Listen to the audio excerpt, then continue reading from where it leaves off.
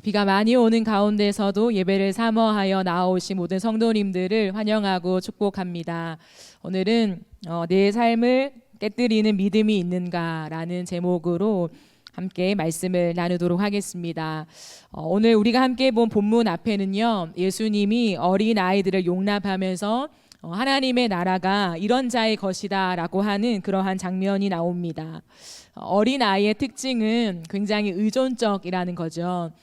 자신을 믿지 않고 부모에게 굉장히 의존하는 성향이 강합니다. 저 또한 어린 아이들과 놀아주는 그런 때에 열심히 이렇게 땀을 흘리면서 조카들과 놀아주는데 결정적으로 자신이 잠이 오거나 무언가 원하는 것이 있을 때는 엄마 품에 쏙 안기더라고요. 그러면서 조금은 서운한, 내 품에 안겨 자면 되지 왜 꼭 엄마 품에 안겨야 하나라는 그런 섭섭함이 있지만 아이들의 본능상 자신이 불편하거나 또 잠이 올 때는 언제나 엄마의 곁을 찾는 그러한 의존적인 성향이 있습니다. 하나님의 나라가 이렇게 어린아이가 부모를 굉장히 의존하듯이 하나님만을 의존하는 자, 하나님만을 의지하는 자의 것이다 라고 하는 예수님의 말씀이 앞부분에 담겨 있습니다. 그런 다음에 예수님이 길을 가시는데요, 어떤 사람이 달려와서 꿇어 앉아 예수님께 질문을 한다라고 되어 있습니다. 예수님 앞에서 꿇어 앉았다라는 것은 예수님을 향한 경외심을 표현하는 거죠. 그러면서 달려왔다라고 하는 것은 또 한켠에 굉장히 뭔가 긴급한, 간절한 그러한 태도를 담고 있다고 할 수 있습니다. 그런 태도로 예수님 앞에 달려온 이 한 청년이 질문을 합니다. 선한 선생님이여, 내가 무엇을 하여야 영생을 얻을 수 있습니까? 오늘 이 본문과 병행 본문이 되는 마태복음에서는요, 이 어떤 사람이라고 나와 있는 이 사람이 부자 젊은 청년이라고 나와 있습니다. 그리고 누가복음에서는요, 관리라고 되어 있습니다. 그래서 우리가 흔히 부자 청년이다라고 표현하기도 합니다. 어쨌든 이 청년이요, 영생에 관해서 질문을 하는데 그가 이해한 것은 내가 무엇을 하여야 영생을 얻겠습니까? 라고 묻는 것처럼 영생이라는 것은 무엇을 함으로 얻어지는 것으로 생각을 했던 것 같습니다. 그래서 예수님은 의도적으로 이렇게 대답하십니다. 내가 계명을 안 하니 살인하지 말라, 간음하지 말라, 도둑질하지 말라, 거짓 증언하지 말라, 속여 빼앗지 말라, 내 부모를 공경하라. 이것은 10계명 중에서 하나님과 우리의 관계 말고요, 다른 사람들과의 관계에서 예수님께서, 하나님께서 명하셨던 그러한 계명의 내용입니다. 그러자 이 부자 청년이 얼른 대답합니다. 선생님, 내가 이것을 어려서부터 다 지켜왔습니다 라고 대답을 하는 것이죠. 그러니까 예수님이 그를 보시고 사랑하사 이렇게 대답하셨답니다. 내가 아직도 한 가지 부족한 것이 있으니 가서 내게 있는 것을 다 팔아 가난한 자들에게 주라. 그리하면 하늘에서 보화가 내게 있으리라. 그리고 와서 나를 따르라 하시니 라고 되어 있습니다. 그러니까 그 사람은 재물이 많은 고로 이 말씀으로 인하여 슬픈 기색을 띠고 근심하며 갔다라고 기록하고 있습니다. 재물이 많은 고로, 이 말은 조금 더 다르게 표현하면 그는 매우 부자였다, 혹은 그는 큰 재물을 가지고 있었다라고 번역할 수 있습니다. 그렇기 때문에 아까 제가 말했듯이 부자 청년이다 이렇게 우리가 흔히 부르곤 합니다. 근데 슬픈 기색을 띠고 라고 되어 있죠. 이것은 충격을 받아서 굉장히 낙담한 그런 느낌입니다. 이 단어는, 이 동사는요, 신약 성경에서 다른 곳에서 딱 한 곳에서 쓰여지고 있는데 마태복음 16장 3절에서요, 마치 폭풍우가 오기 직전에 굉장히 캄캄한 어둠, 그런 것을 묘사할 때 쓰인 단어였습니다. 그만큼 이 한 사람, 이 청년의 마음은 굉장히 낙담하고 슬픈 그런 모습이었다라는 것을 알 수 있습니다. 이것이 오늘 본문에 나와 있는 스토리인데요. 먼저 우리가 오늘 본문에서 발견할 수 있는 진리가 무엇일까요? 그것은 하나님은 우리의 중심을 꿰뚫어 보신다라는 것입니다. 하나님은 우리가 여전히 하나님이 아닌 다른 것들을 아주 강력하게 의지하면서 하나님을 섬기고 있는 것을 아신다라는 것이죠. 겉으로 우리는 신앙생활을 합니다. 오늘 이 부자 청년이 율법을 다 지켰다라고 고백한 것은 결코 가벼운 것이 아닙니다. 하지만 예수님은 그 청년의 행위가 아니라 중심을 꿰뚫어 보시는 것입니다. 예수님이 보시기에 그 청년은 마음으로 재물을 의지하고 있었다는 거죠. 의지했는데 아주 강력하게 의지하고 있음을 예수님은 아셨다라는 것입니다.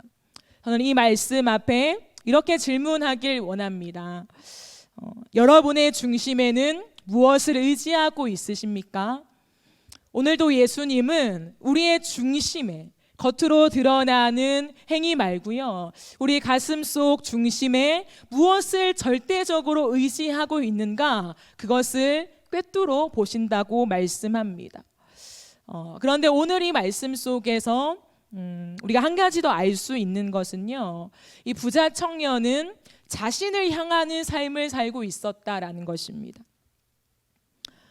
모든 것을 다 지키고 굉장히 의롭게 살아왔던, 율법을 잘 준수하며 살아왔던 이 한 사람이었습니다.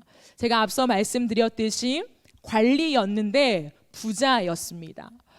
이 당시 시대적인 배경으로 봤을 때요, 관리직을 하면서 굉장히 많은 돈을 벌었다라고 한다면 우리가 유추해 볼 수 있는 것은 무엇이냐면 우리가 잘 아는 삭개오 아시죠? 삭개오가 남의 것을 빼앗아서 거부가 되었잖아요. 그래서 그 동족에게서는 죄인이다라고 하는 그런 별명까지 생겼습니다. 그만큼 이 시대 속에서 관리를 하면서 큰 부자가 되었다. 그 속에서는요, 다른 사람을 속이지 않고 거짓말하지 않고 이렇게 되기란 쉽지 않다는 거죠. 하지만 이 청년은 거짓도 하지 않고 남을 속이지도 않고 부자가 되었습니다. 굉장히 소위 우리말로 하면 깨끗하게 살아왔다, 깨끗하게 그 직을 행했다라고도 볼 수 있습니다. 하지만 이 청년의 마음 속에 그 돈을 굉장히 사랑했다는 거죠. 그것은 무엇입니까? 돈을 번 것, 그 과정은 깨끗했을지 모르겠지만 그가 그 돈을 가지고 사용하는 편에 있어서는 자신을 향하고 있었다라는 것을 알 수 있습니다. 영생을 얻는 자의 모습이 있습니다. 영생을 얻은 자의 모습은 하나님의 은혜를 아는 것이죠. 또 다른 말로 하면 하나님의 은혜의 가치를 소유하고 있다라고 표현할 수도 있습니다. 그렇기 때문에 영생을 소유하였다, 하나님의 나라를 가졌다라고 할 수 있는 그 사람의 모습은요, 이제 더 이상 자신을 향하는 삶이 아니라 주님을 위한 삶이 그 사람의 특징입니다. 근데 주님을 위한 삶이 무엇일까요? 주님은 우리 눈에 보이지 않지 않습니까? 그렇기 때문에 예수님도 이 땅에서 말씀하실 때 소자를 섬긴 것이 곧 나를 섬긴 것이다 라고 하는 말씀도 남기셨습니다. 그런 부분을 봤을 때 우리가 주님을 위한 삶이다 라고 한다면 다른 사람을 위한 삶이다 라고 할 수도 있지요. 이 부자의 모습을 봤을 때 예수님은 다른 많은 사람들에게도요, 나를 따르라 라고 말씀하신 적이 많습니다. 근데 독특한 것은 오늘 이 청년에게 궁극적으로 나를 따르라 라고 말씀하셨는데요, 그 전에 무엇이라 말씀하시냐면 네가 가진 모든 것을 다 팔아서 가난한 자들에게 줘라 라고 말합니다. 그냥 너의 것을 다 내려놓고 아니면 이제 너는 너의 삶을 정리하고 나를 따라와 라고 하지 않고 굉장히 구체적으로 네가 가진 모든 것을 다 팔아서 가난한 사람들에게 주고 너는 나를 따라오라, 이 말씀을 하십니다. 비리나 거짓이 없이 돈을 모으는 과정이 굉장히 중요하지만요, 더 중요한 것은 그 돈을 어떻게 사용하느냐입니다. 오늘 본문은요, 단순히 재물이 많은 부자는 하나님의 나라에 들어가지 못합니다 라고 하는 그런 뜻이거나, 아니면 가난한 사람만이 하나님께 사랑을 받습니다 라고 하는 그러한 교훈이 아닙니다. 예전에 제가 제 나름의 의롭다고 우기다가 어머니께 혼난 적이 있습니다. 제가 열심히 돈을 모아서요, 먹고 싶은 거, 하고 싶은 거 안 하고 돈을 모아서 제가 정말 갖고 싶은 거를 샀습니다. 근데 그렇게 거금을 주고 샀는데 저희 언니가 몰래 그것을 가져가서 망가뜨려 온 것이죠. 그러니까 저는 굉장히 화가 나서 제 의로움을 막 각인시키려고 많은 말들을 했습니다. 그때 어머니께서 저를 부르시더니 하시는 말씀이, 선영아, 너는 앞으로 사역자가 될 거잖아. 근데 성경에 보니까 사역자는 겉옷을 달라고 하는 자에게 속옷까지 주라고 나와 있다라고 말씀하신 적이 있습니다. 저는 지금까지 그것을 기억하고 잊지 못합니다. 제가 최근에 다시 한번 이 말씀 속에 제 삶에서 좀 해석해진 것은 뭐냐면, 속옷을 주라는 것은 단순히 내게 있는 마지막 남은 것까지 주어라, 물론 그 뜻도 되겠지만, 제게 다가온 의미는 다른 사람이 당한 수치를 덮어주기 위해서 내가 대신 그 수치를 당할 수 있는가라는 질문이었습니다. 왜 이런 생각을 말씀드리냐면, 우리가 믿는 신앙, 우리가 하나님을 믿는다라고 하는 이 신앙은 종교가 아니기 때문입니다. 내가 단순히 하나님 앞에 마음의 위안을 얻기 위해서 우리는 하나님을 믿는 것이 아니라는 것입니다. 우리가 믿는 복음의 핵심은요, 너무나도 완악하고 부패한 이 마음에 예수께서 임하심으로 우리의 마음을 갈아엎으시면서 우리가 결코 해결할 수 없는 죄의 문제를 해결하시고 소망이 없는 이 땅 가운데 소망을 노래하며 갈 수 있는 그 생명을 우리에게 주셨다라는 것입니다. 그러므로 단순히 내가 이 세상 속에 도움을 얻기 위해서 수많은 종교 중에 나는 기독교를 택했습니다라고 하는 것이 아니라, 예수를 믿는다는 것, 영생을 얻었다라는 것은 그 누구도 줄 수 없는 생명을 우리가 받았다, 생명을 얻었다라고 하는 우리의 아주 본질적인 문제라는 것입니다. 그렇기 때문에 신앙은요, 우리가 하나님을 믿는다라고 하는 이 신앙은 우리의 삶과 뗄래야 뗄 수가 없다라는 것입니다. 삶이 없는 신앙은 진정한 믿음이 될 수 없습니다. 진정한 믿음은 헌신이 따르게 됩니다. 이 헌신은 단순한 봉사가 아닙니다. 저희도 이렇게 의자를 바꿨잖아요. 의자를 바꿨을 때 참 많은 성도님들이 오셔서 의자를 다 닦아주셨어요. 굉장히 감사한 봉사이지요.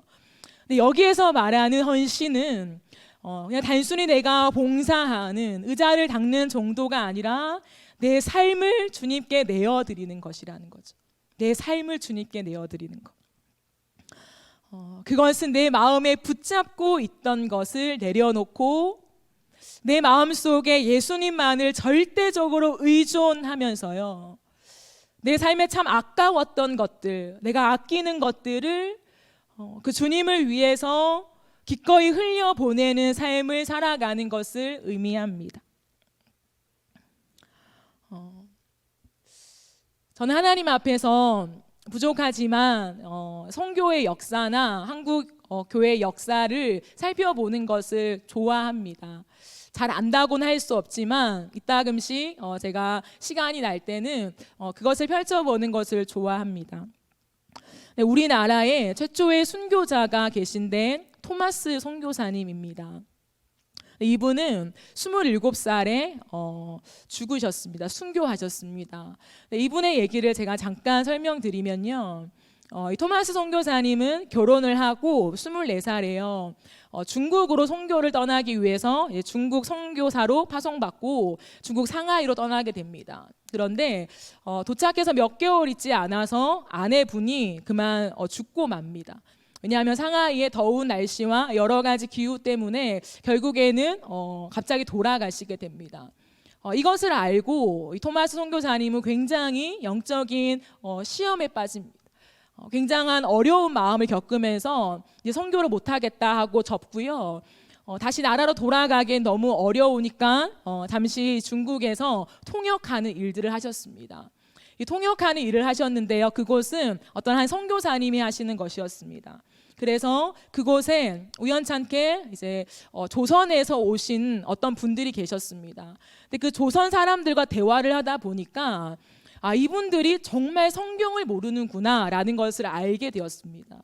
그래서 그때부터 다시 한번 그 마음에 불이 붙어서 조선을 향한 선교, 내가 조선에 가서 복음을 전해야겠다, 이 성경책을 전해 주어야겠다라는 마음을 가지게 되셨습니다. 그래서 한번 잠깐 갔다가 오신 다음에 이제 정말 정식적으로 파송을 받고요. 배를 타고 조선으로 향하게 되었습니다. 그 당시에 기록에 보면 이 한문으로 된 성경 있잖아요. 한문으로 된 성경을 500권을 배에 싣고 가셨대요. 그런데 그 당시에 조선은 굉장히 외세에 대해서 이렇게 허용하지 않고 배척하는 시기였기 때문에 다른 나라에서 외국에서 오는 배를 보면서 결국에는 이 조선군이 싸우게 되었죠. 그래서 결국엔 배에 불이 납니다. 그리고는 그 안에 실어졌던 모든 성경책이 다 이제 바다로 던져지고 분실을 하게 되죠. 그때 이 마지막으로 이 토마스 선교사님은 가슴에 이 한문으로 번역된 이 성경을 가슴에 꼭 쥐고요. 결국에는 조선 사람에 의하여서 이렇게 생포됩니다. 그러면서 이제 죽이려고 했을 때 이분이 마지막으로 간구합니다. 제발 부탁이니 이 성경을 꼭 읽어주십시오. 정말 정말 부탁입니다. 이 성경을 꼭 읽어주십시오. 처음에는 거부하지만 죽는 사람 소원 못 들어주겠나 싶어서 결국에는 그 성경책을 이 병사가 가지고 가고요. 죽임을 당합니다. 27살 나이에 선교의 포부를 가지고 이 땅에 왔지만 조선 땅에 상륙하자마자 이제 죽음을 당하신 거죠. 참 놀라운 것은요. 그 성경책 마지막 가슴에 품은 그 성경책을 받아들고 온 박충건이라는 병사가 그 성경을 보면서 예수를 믿게 되었습니다. 그리고 평양에서 교인이 되는 놀라운 역사가 일어났습니다. 그런데 정식으로 이 배를 타고 오기 전에 한번 잠깐 들렸다고 했잖아요. 아마 그때인 것 같습니다. 그때도 이 한문으로 된 성경책을 그 주변 마을에 나눠준 것 같습니다. 근데 한 번은요. 최치량이라는 12살 소년이 이 성경책을 받아들고요. 누구에게 갔냐면 박영식이라는 관리에게 전해줬습니다.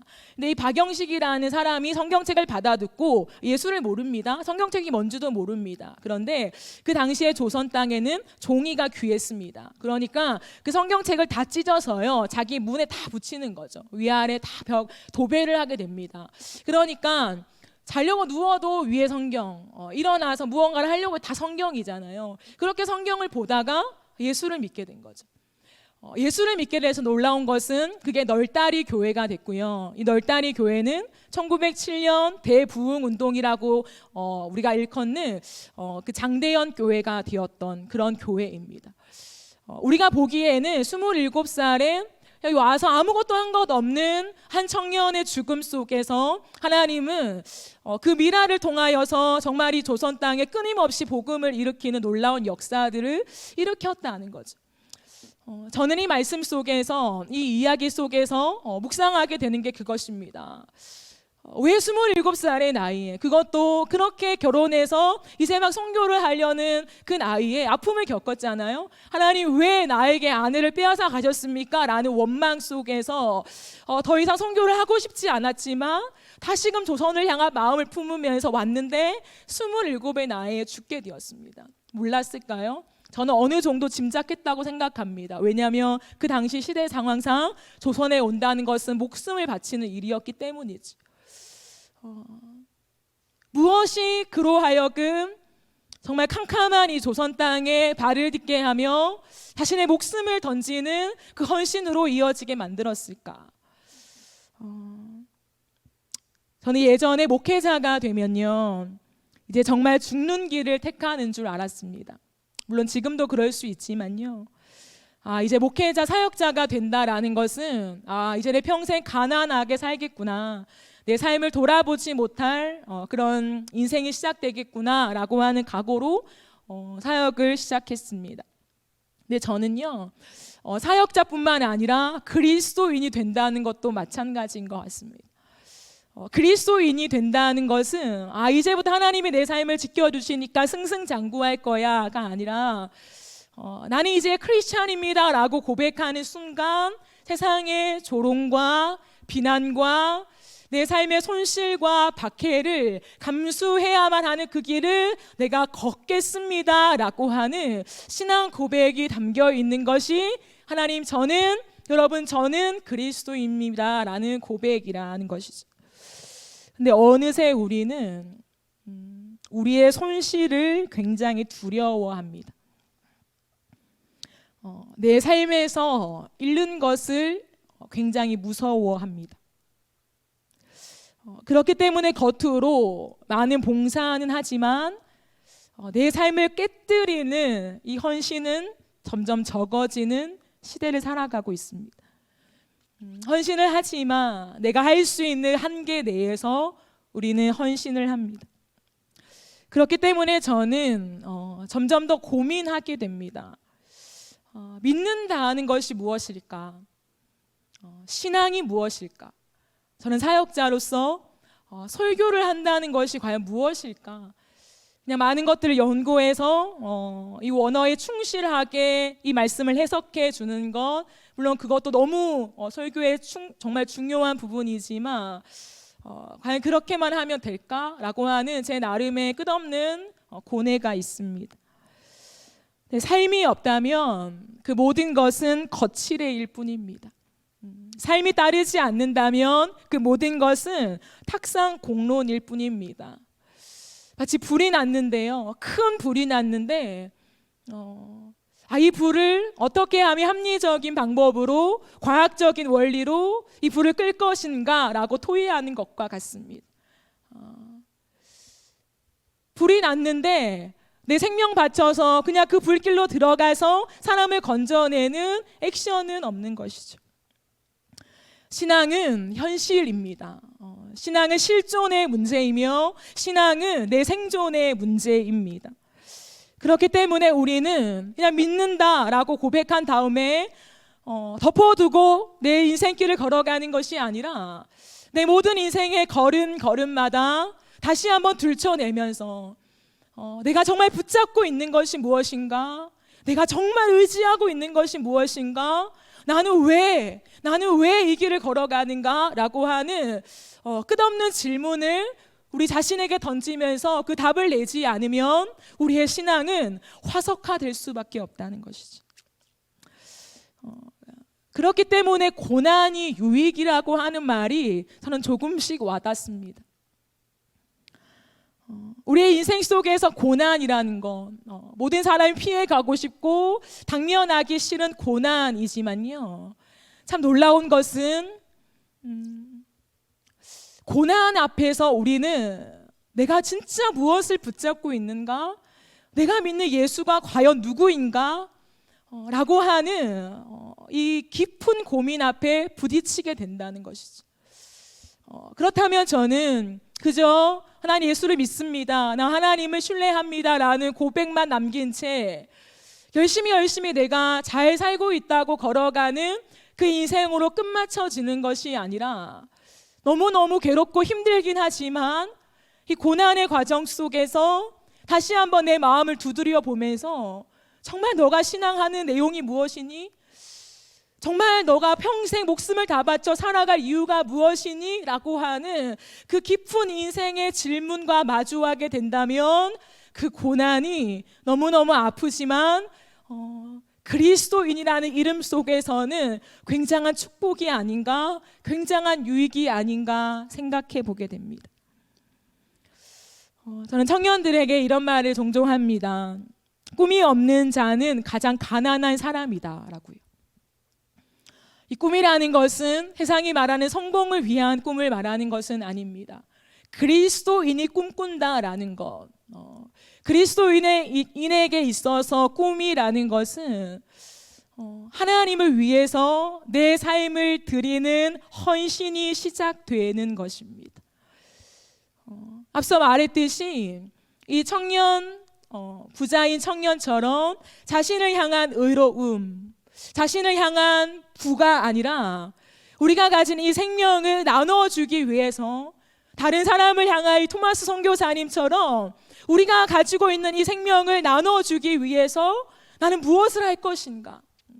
누군가는 선교사로, 누군가는 사역자로, 누군가는 의사로, 누군가는 교사로, 참 많은 다양한 직업과 자리는 있겠지만 그 꿈을 꾸는 거죠. 그 꿈의 결론은 다른 사람에게 예수의 생명을 전하는 거. 그 꿈을 위해서 내 삶을 기꺼이 드리는 그 헌신이요. 이 꿈이 없다면 그리스도인은 가장 가난한 사람이라는 것. 내게 있는 보화를 알면서도 이 보화의 가치에 눈을 뜨지 못한, 가지고 있으면서도 이게 얼마짜리인지를 모르고 내 삶을 살아가는 그런 가장 가난한 사람이 아닌가 생각합니다.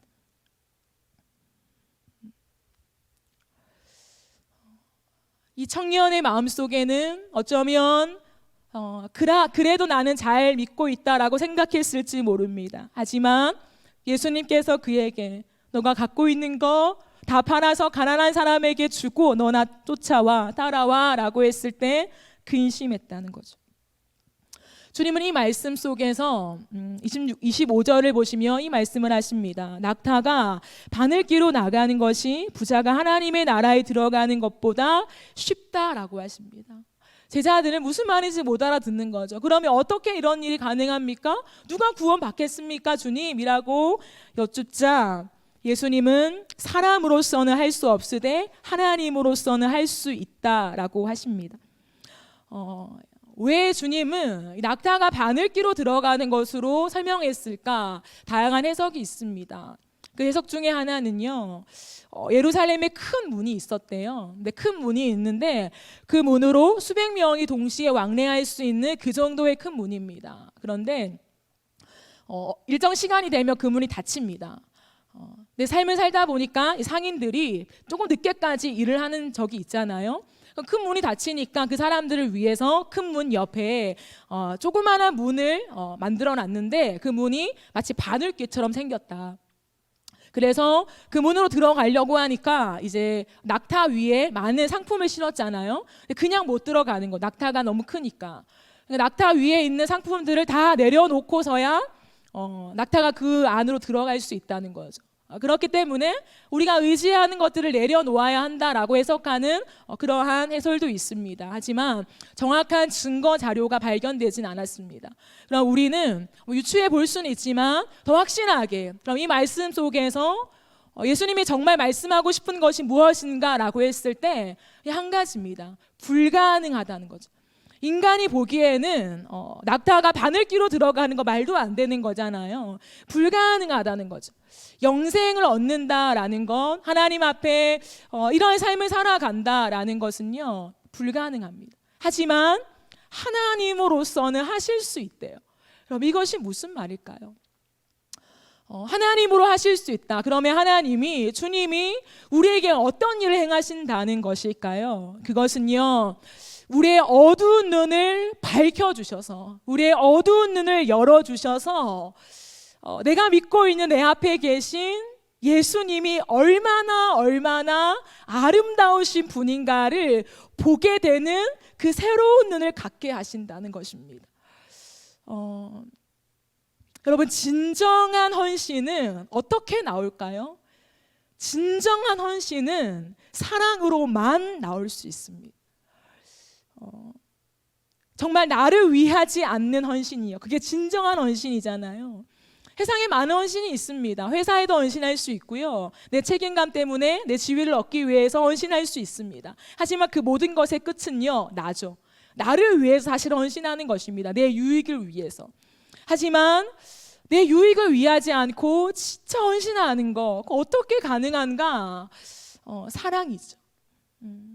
그렇기 때문에 이 영생은요, 주님이 말씀하시는 이것은 단순히 율법을 얼마큼 잘 준수했는가, 너의 삶에서 돈을 버리고 나를 쫓아오는가, 그러한 문제가 아니라 하나님만이 하실 수 있는 새로운 눈을 열어서 그 주님을 사랑하게 되는 것인데요. 오늘 본문에서 우리가 다시 한번 보아야 할 구절이 있습니다. 그것은 그리하면 하늘에서 보화가 내게 있으리라, 이 말씀입니다.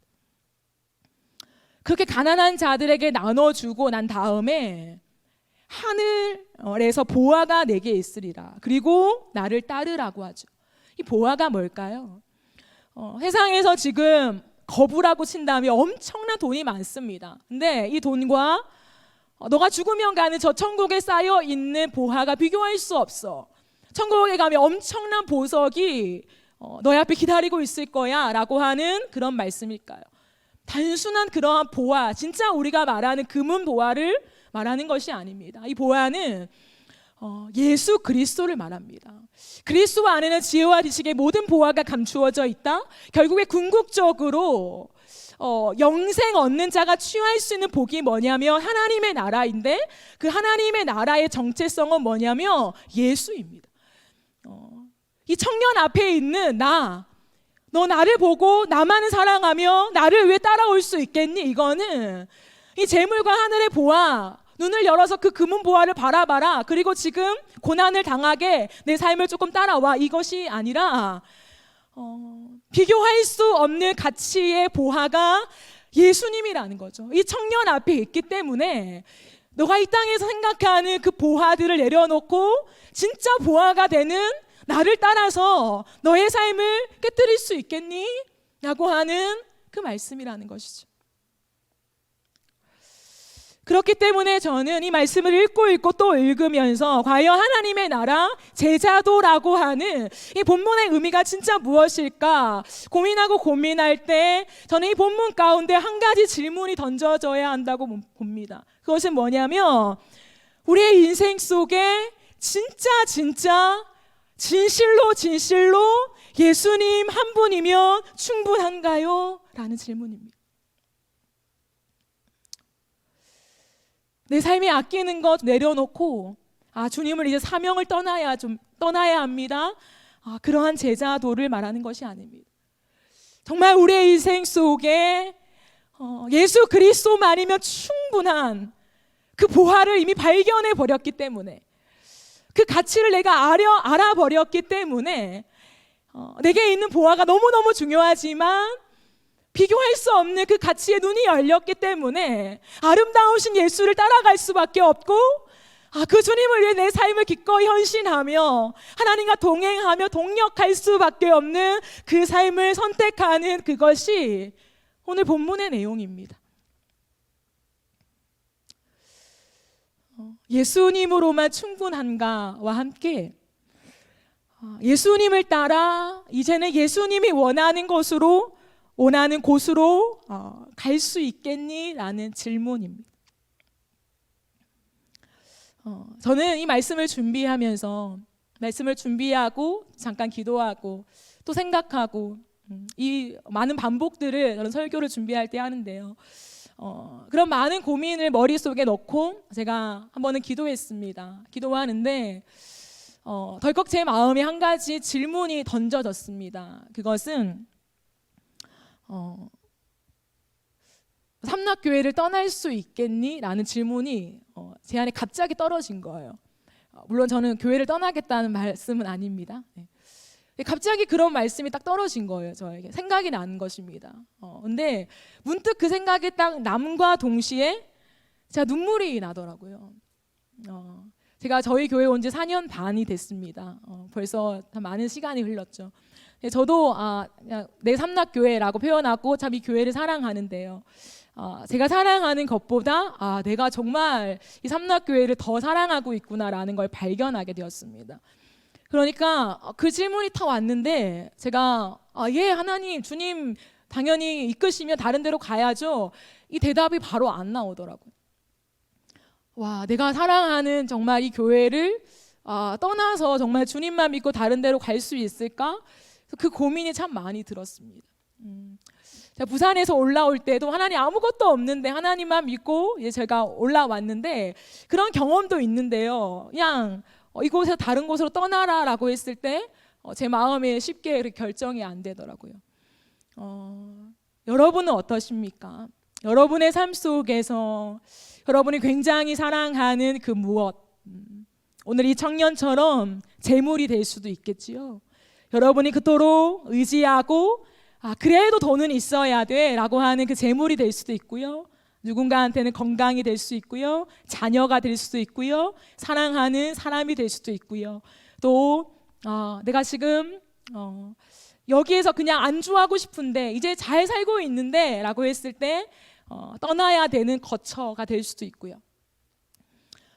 그 무엇이든 여러분의 인생 속에 꽉 붙잡고 있는 그것을 예수님이 이제 나한테 주고 같이 따라갈래? 라고 하신다면 여러분은 무엇이라 대답하실 수 있겠습니까? 여러분, 이 세상은요 참 두려운 세상입니다. 참 요동치는 세상이지요. 갈피를 못 잡고 사람들의 마음이 참 많이 흔들립니다. 그러다 보니까 참 거짓과 속임수도 많고요. 나를 지켜내기 위해서 어쩔 수 없다라는 그 미명하에 다른 사람들을 아프게 하고 힘들게 하고 때로는 짓밟는 일들이 참 많이 벌어지기도 합니다. 그러다 보니까 그래도 내 삶을 지키기 위해서 우리는 아등바등하며 살아가잖아요. 그러다 보니까 코로나19가 터졌을 때도 여러분 혹시 이제 관심이 있는 분들은요 네이버에 코로나19 책 한번 쳐보세요. 엄청나게 많은 책이 이미 다 나와 있습니다. 어떻게 하면 살아남을 것인가, 세상 말고도 교회도요. 한국 교회가 이제 어떻게 하면 살아남을 것인가에 대한 책들이 이미 많이 무수히 쏟아지고 있습니다. 이 단시간 안에. 그만큼 요동치는 사람들의 마음을 안다는 거죠. 사람들의 심리를 아니까 책을 내는 거예요. 그만큼 우리는 어느 때보다도 요동치는 세상을 살아가고 있습니다. 그렇기 때문에 우리는 끝없이 안주하고 싶습니다. 우리의 마음을 좀 평안하게 잠재우기 위해서 우리는 안정감을 찾기 위해서 내가 안주할 무엇을 찾고 있는 것이죠. 저는 그렇기 때문에 이 시대를 그리스도인이라는 이름으로 걸어간다라고 했을 때 정말 큰 위기라고 생각합니다. 어떤 위기냐면 진짜 내 신앙이 하나님 앞에 드러나는 위기요. 모든 사람이 안주하고 싶고 더없이 내 삶을 지키고 싶어서 여기에 좀 머무를 수 있는 평안과 안정감을 추구하며 살아가지만 언제나 그리스도인이 추구해야 되는 삶의 원리는 무엇이냐면 안주하지 말라는 것입니다. 어떠한 목적이든지 부자가 되는 것은요 좋습니다.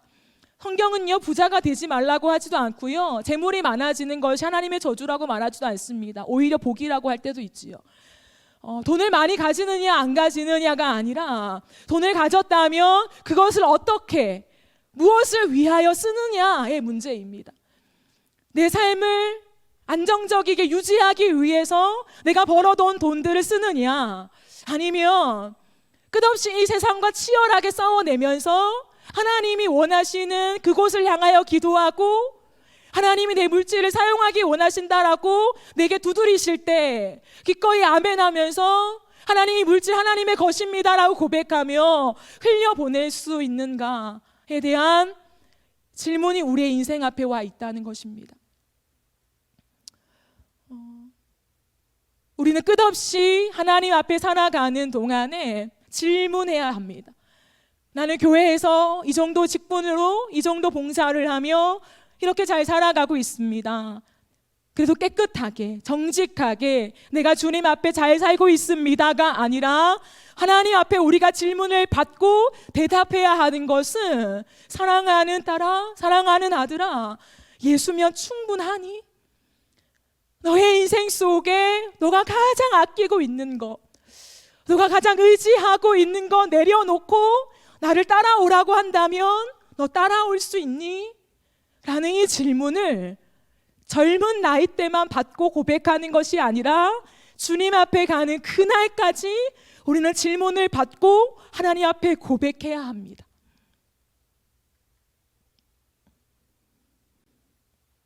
우리의 인생 앞에서 영생이라는 것은요 결코 간단한 문제가 아닙니다.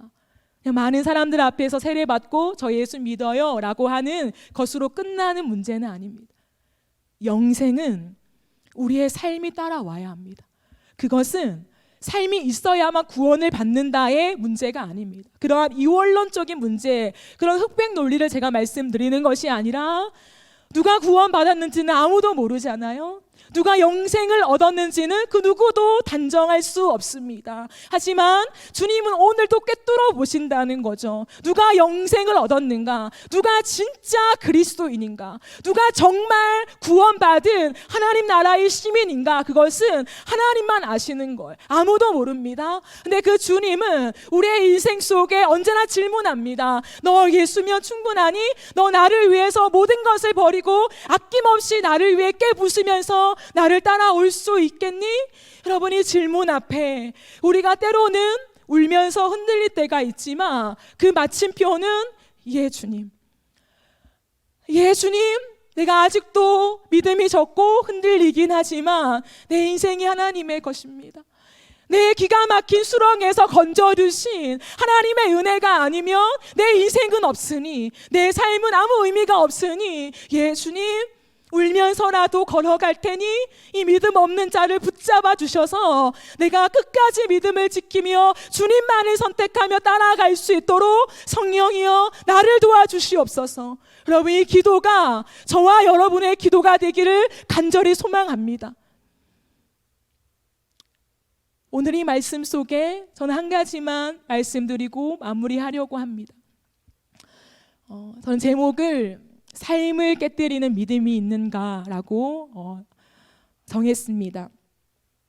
결국에는 너무 좋으신 주님을 발견했기 때문에 내 삶을 깨뜨려서, 내게 있는 가장 귀한 것 깨뜨려서 하나님을 위해 드릴 수밖에 없는, 그것이 때로는 내 인생의 고난일지라도 그 고난을 기꺼이 통과하면서 하나님 앞에 신앙을 고백하는 그 헌신이요. 저희 교회는 2월부터 5월까지 주님을 아는 즐거움이라는 주제로 달려왔습니다. 주님이 얼마나 좋으신 분인가, 얼마나 아름다우신 분인가, 그런 주님을 아는 즐거움을 소유한 예배자는 이제 주님을 더 갈망할 수밖에 없다. 그래서 6월은 더 원합니다라는 주제로 우리가 지금 이제 이번 주면 마지막이죠. 진행하고 있습니다. 이제 7월을 맞이합니다. 7월은요, 내 삶을 깨뜨립니다가 주제입니다. 주님을 알고 주님을 정말 갈망하는 사람은 그냥 갈망해요 주님 이걸로 끝나는 것이 아니라 정말 그 아름다우신 주님을 위해서 내 삶을 깨뜨릴 수밖에 없는 헌신으로 믿음의 삶을 걸어갈 수밖에 없다는 것이죠. 그렇기 때문에 저희 교회는 특별히 7월에 외부 강사를 5주 동안 섭외하며 정말 이 땅을 살아가면서 자신의 삶을 깨뜨리면서 주님을 섬기며 헌신한 그렇게 살아가는 분들을 초대해서 간증을 들으려고 합니다. 아, 저 사람은 저렇게 살았구나로 끝나는 것이 아니라 그분들의 간증을 들으면서 저는 오늘의 이 말씀 앞에 여러분이 섰으면 좋겠습니다. 나는 무엇을 믿고 어떻게 살고 있는가?